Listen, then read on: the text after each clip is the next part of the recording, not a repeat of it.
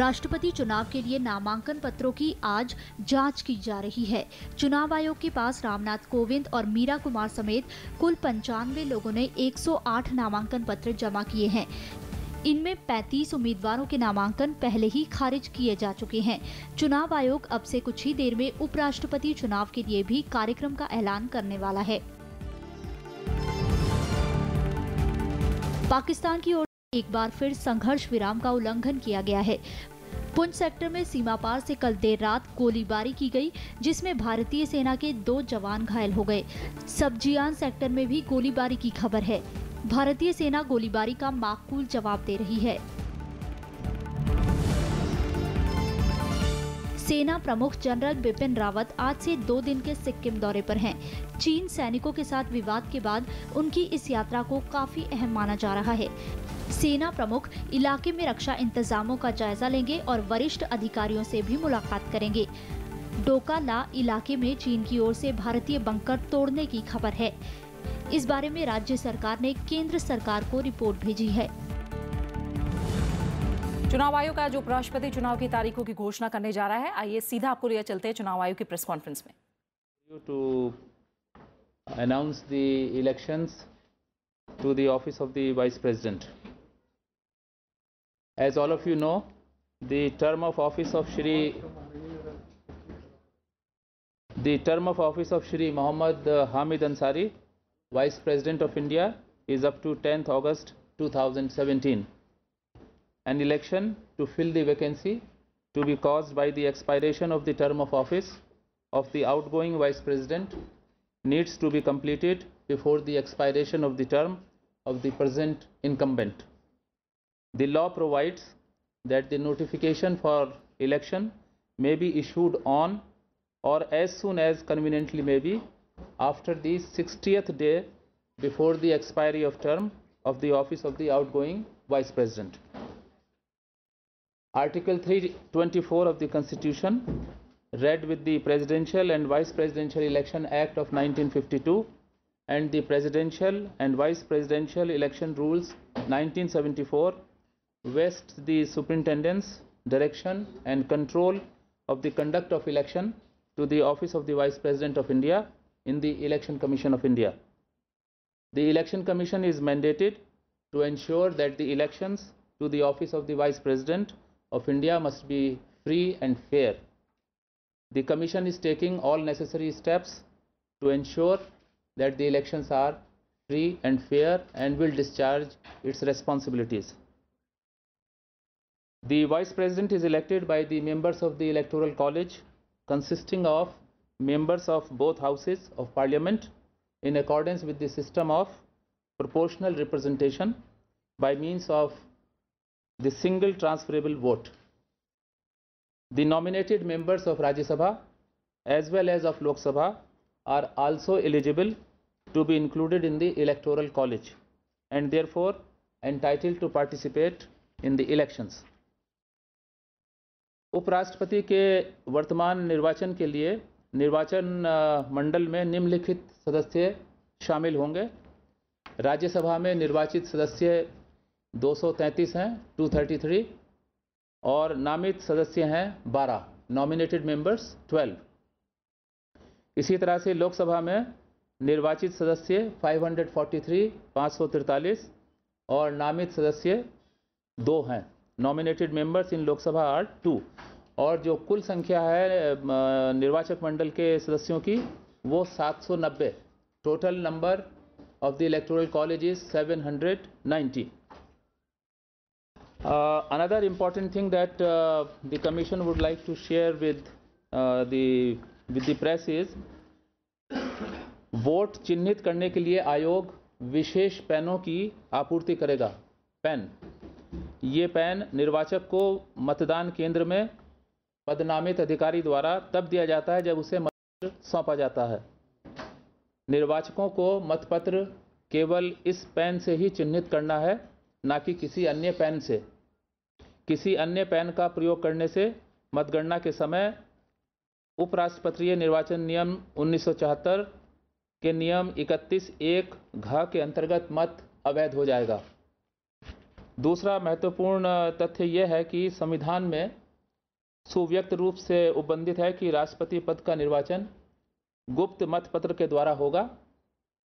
उपराष्ट्रपति पद का निर्वाचन गुप्त मत के द्वारा होगा। अतः निर्वाचकों से अपेक्षा की जाती है कि वे निष्ठापूर्वक मत की गोपनीयता को बनाए रखें।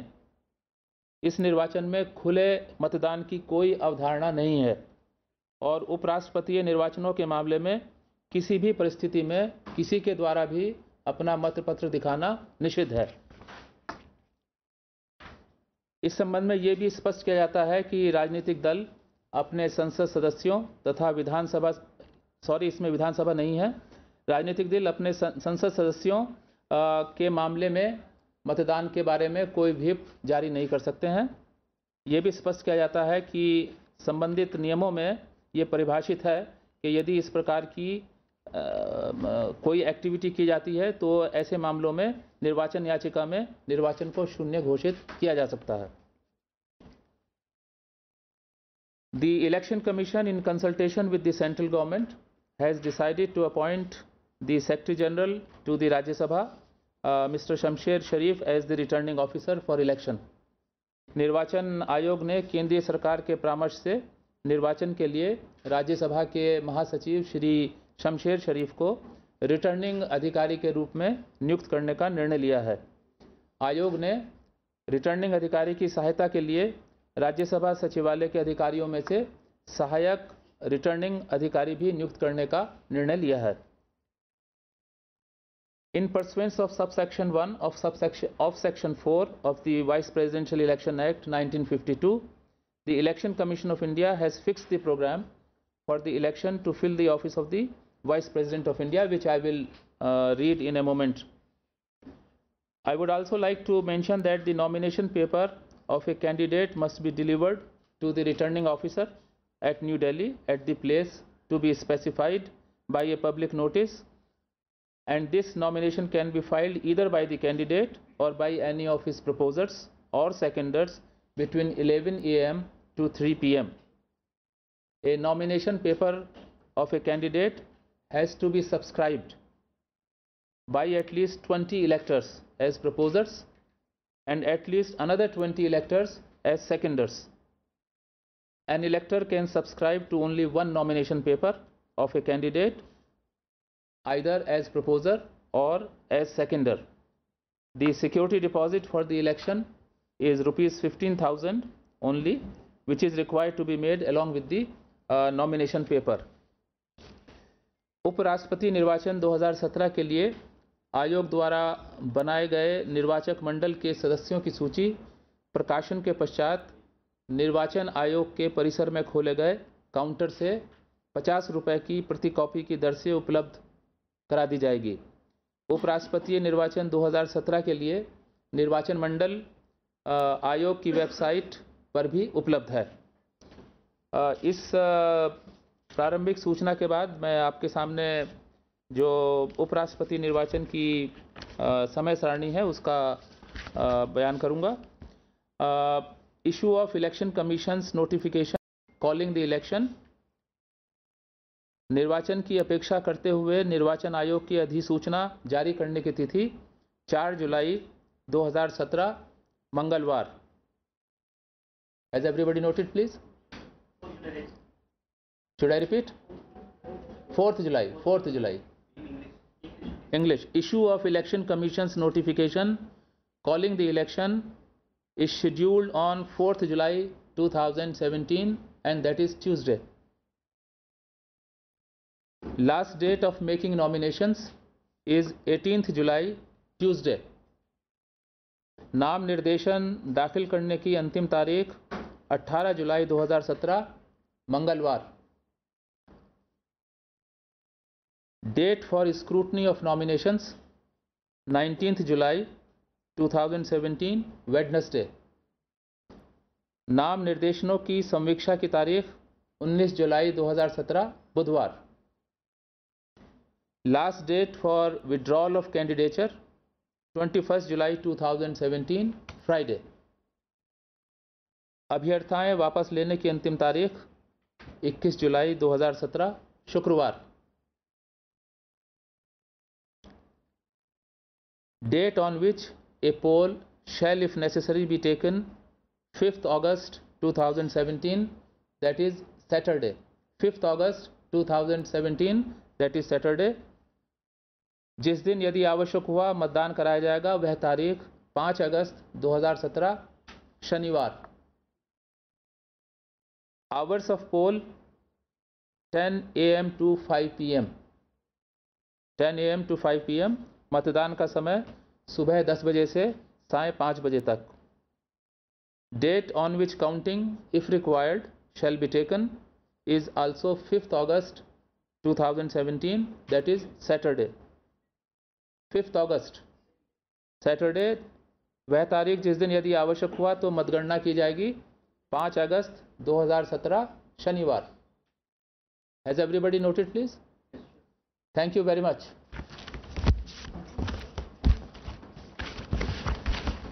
Any question from anybody with regard to vice presidential election? Any other thing can you ask? We are sitting here. Sir, your term is coming to an end. How do you see your relationship? No, that will be discussed separately. We will discuss that. Election Commission's relation to the government, you have sent so many recommendations. We will talk about it later on. Anything pertaining to vice presidential election? So when will you talk on this? After finishing this. Sir Delhi के 21 MLA का भी मामला है, कब तक वो sort out होगा, उस पर कुछ नहीं, उसकी तिथि जल्दी निश्चित की जाएगी. वो आयोग दोनों पक्षों को सूचित कर देंगे. जी हाँ. The question raised on the subject will be heard by the commission and the date will be communicated to the concerned parties. हाल के दिनों में जो चुनाव आयोग पर काफी आरोप लगे हैं और उसी मद्देनजर आपने कहा भी है क्योंकि जो निष्पक्षता को लेकर सवाल चले तो पावर आपको मिले, क्या पावर आप चाहते हैं? नहीं, देखिए, चुनाव आयोग हमेशा ये बात जोर से कहते रहे हैं कि चुनाव आयोग एक संवैधानिक संस्था है. चुनाव आयोग सदैव न्यूट्रल और एपॉलिटिकल तरीके से सभी स्टेक होल्डर्स को सुनते हुए उचित निर्णय करते हैं ताकि चुनाव फेयर और फ्री हों. अतः चुनाव की किसी भी कार्यप्रणाली पर कोई प्रश्न चिन्ह उठाना उन आधारों पर, जैसा मैंने आपके सामने कहा, वो आधारहीन है. Election commission is totally neutral and totally apolitical and we are very proud of it. Pardon me? The vacancies that are there in the Rajya Sabha, do we have anything in terms of dates for that? No, we have not decided as yet. Sir, with relation to the ADMK two-leaf symbol, both the hearings are over, even they have submitted all the affidavits. When is the decision on the two-leaf symbol expected? The commission, after going through various documents, will decide a date separately. Sir, one more thing, you just asked the government to have contempt powers who criticized the Election Commission. Why do you want to curb the criticism? I think here the question, it's not a question of seeking power to punish somebody under Contempt of Court Act. It's a question of leveling unfounded allegations.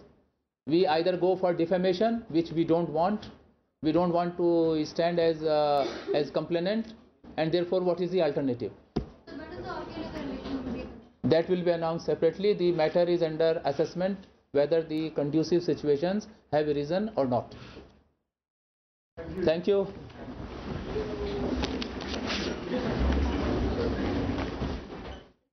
तो उपराष्ट्रपति चुनाव के कार्यक्रम का ऐलान हो गया है. उपराष्ट्रपति पद के लिए मतदान की तारीख 5 अगस्त है और वोटों की गिनती भी 5 अगस्त को ही होगी, जबकि नामांकन दाखिल करने की आखिरी तारीख 18 जुलाई है और 19 जुलाई को नामांकन पत्रों की जांच होगी. मौजूदा उपराष्ट्रपति मोहम्मद हामिद अंसारी का कार्यकाल 10 अगस्त को खत्म हो रहा है और इसी के साथ फिलहाल हम यहाँ रुक रहे हैं एक छोटे से ब्रेक के लिए.